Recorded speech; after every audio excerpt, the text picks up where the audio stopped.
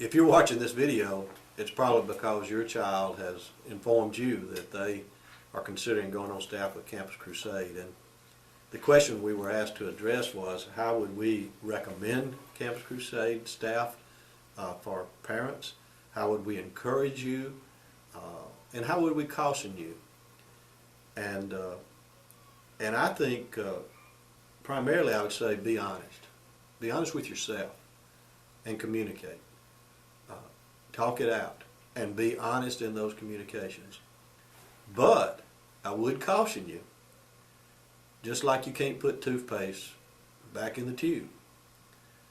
You know, it's out there if you say it. So don't hold back, but then be sure you can brush your teeth real well with what you get out there, and make sure it's well founded.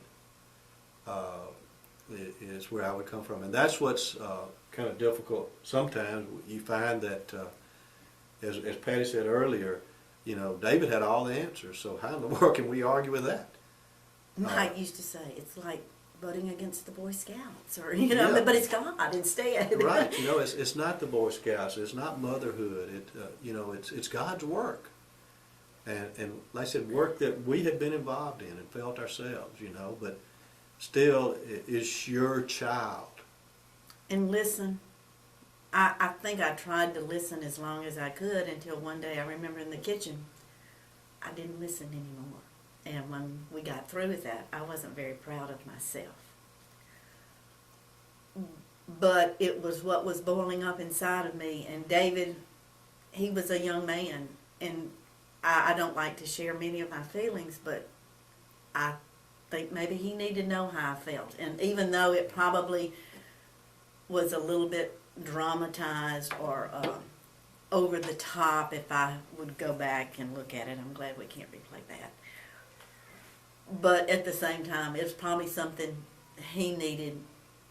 I needed him to know. And Exactly.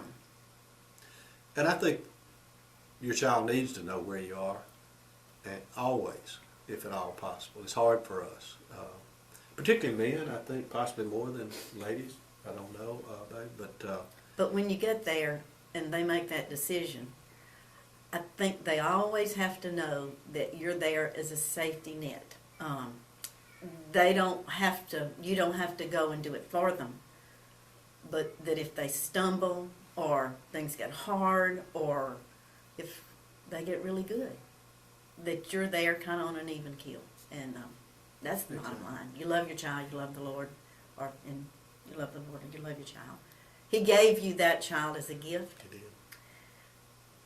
Sometimes it's hard to let somebody else play with it. And You know, we think we did it all. Again, I probably said I and my in reference to David and how I've encouraged him, whatever. But you know, as Patti said, you know, he's a gift.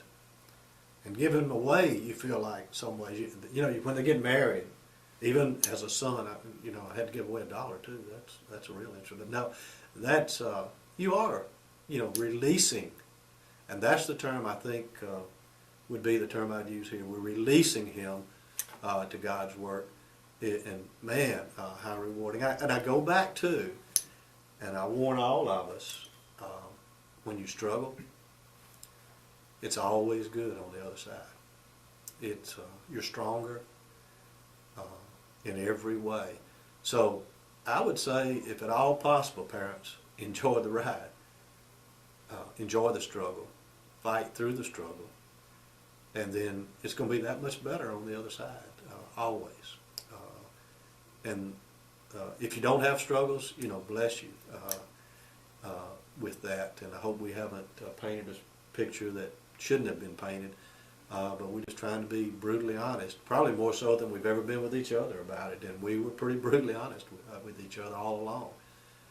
And caution, I think that probably begins with prayer about yourself, what you're asking for. And that seems very simple, but that's where I would start with my caution. I would not,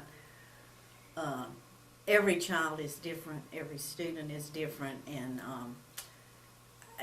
every situation is different.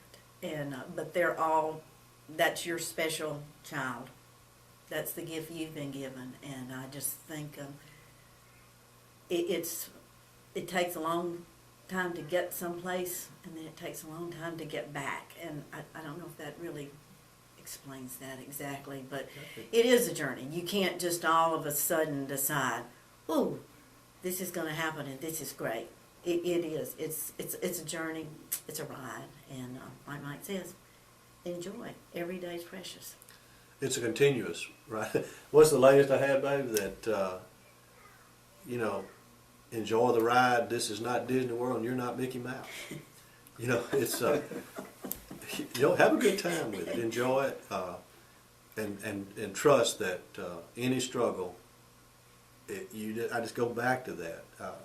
And being the old athlete I am, I know that as you struggle physically, you're just going to be so much stronger physically on the other end. And I know it mentally, emotionally, and spiritually.